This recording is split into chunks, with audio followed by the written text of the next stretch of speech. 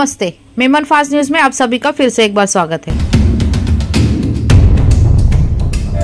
साहित्यरत्न अण्णाभाऊ साठेंचा, डॉक्टर बाबासाहेब आंबेडकरांचा, छत्रपती शिवाजी महाराजांचा, शाहू महाराजांचा, अहिल्याबाई होळकरांचा साठेच्या जयंती आहे त्याच्याबद्दल सर तुम्ही काय सांगणार? नमस्कार, माझं नाव ॲडव्होकेट आशिष शेख आहे. मी राष्ट्रवादी विकास संघटनेचा युवा अध्यक्ष आहे आणि आज लोकशाही अण्णाभाऊ साठे यांची जयंतीनिमित्त आम्ही वसई तहसीलदार कार्यालयात आले होते. आमचे सर्व कार्यकर्ता पदाधिकारी आणि हे जे कार्यक्रम आमचे अध्यक्ष शरद अण्णा तिगोडी साहेब यांच्या नेतृत्वाखाली झाले आणि हे जे आम्ही आज आमची हे मागणी होती का जयंतीनिमित्त का लोकशाही अण्णाभाऊ साठे यांचा स्मारक वसईमध्ये बनवलं पाहिजे, याच्यासाठी आम्ही तहसीलदारांना पत्र देणार आहे. आणि हे जे मोहीम आहे महापुरुषांचे जे आम्ही सन्मान आणि सादर करणार याची हे मोहीम जे आम्ही 26 जून छत्रपती शाहूजी महाराज यांचे जयंती टाईमात आम्ही चालू केले होते हा मोहीम.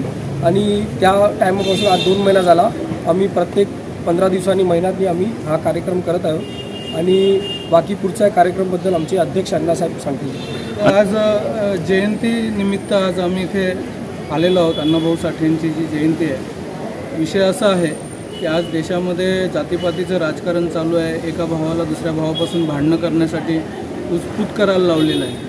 ही भाषावाद, प्रांतवाद, जातवाद ह्या सगळ्या ज्या वाद निर्माण केलेला आहे हे कुठेतरी थांबलं पाहिजे.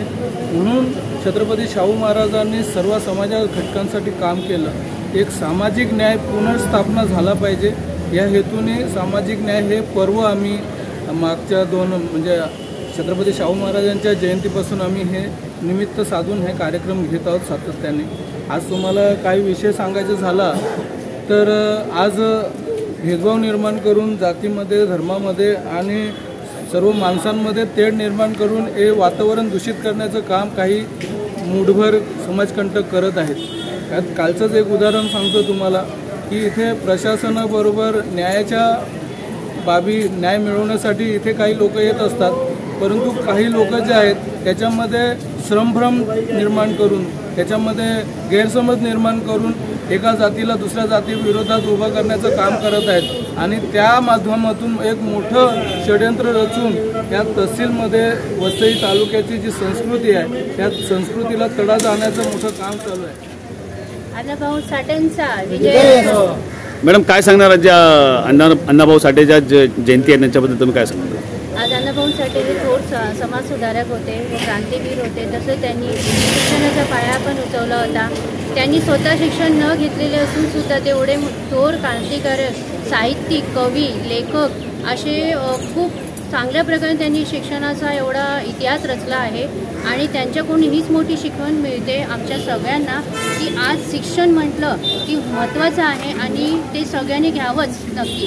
कारण त्याच्यानीच आपलं समाज सुधारकाचं जे त्यांनी एवढी मोठा इतिहास त्यांनी रचून हे केलेलं असतं. त्यापैकी शिक्षणाच्या माध्यमातून या सगळ्या ज्या गोष्टी घडतात आहे. आज तुम्ही बघितलं असेल की जातीभेद, प्रांत, इतर सगळ्या गोष्टी जर शिक्षण असेल तेव्हाच त्याचा मतभेद आणि त्याचा मागचा काय कारण आहे आणि आपण कसं ते राहायला पाहिजे, काय त्याच्यातील गूढ रहस्य आहे की ते चुकीच्या काही गोष्टी करतात, आपण त्याला आळा घालून त्या गोष्टी लोकांसमोर आणले पाहिजे. या बाबतीत माझा 2 शब्द. आज लोकशाही अण्णाभाऊ साठेंची जयंती आहे आणि जेव्हा देशाला स्वातंत्र्य मिळालं तर दुसऱ्या दिवशी अण्णाभाऊ साठेंनी एक घोषणा केली होती की ये आज़ादी झूठी आहे, देश की जनता भूकी आहे. याचं कारणच असं आहे की आज SC, ST, OBC आजही वंचित समाज दुर्लक्षित आहे.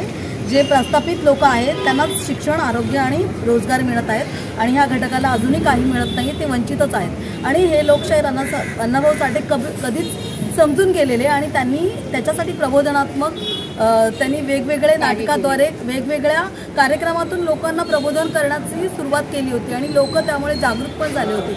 तर त्यासाठी या जयंतीनिमित्त आज आम्ही इथे भेटलो आहोत. मी एवढे 2 शब्द सांगते आणि माझं वाक्य संपवते. धन्यवाद.